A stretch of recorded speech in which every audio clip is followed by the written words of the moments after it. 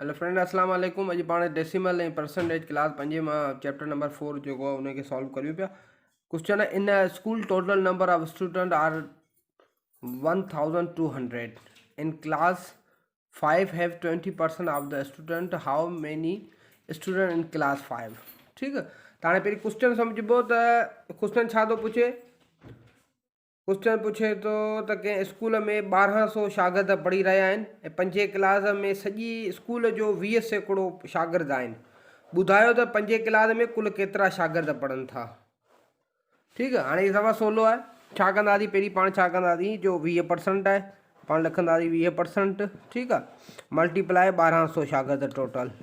हाणे पाण खे 5 क्लास जा शागिर्द कढणा आहिनि त हीअ 20% जेको आहे पाण बदिलाईंदासीं अपॉन 100 मल्टीप्लाई 1200। ठीकु आहे, हे ॿ ज़ीरा हितां कढी छॾींदा, ॿ ज़ीरा हितां कढी छॾींदा। हाणे मथे जा तो हिते 20 ऐं 12 इहे पाण में मल्टीप्लाई करे छॾियो। ठीकु आहे, 20 ऐं 12 पाण में मल्टीप्लाई कंदा त 240 जवाब ईंदो। ठीकु आहे, 5 क्लास में घणा शागिर्द आहिनि, 240 शागिर्द आहिनि।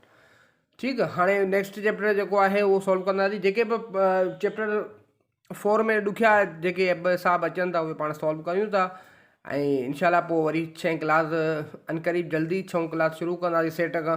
Thank you so much.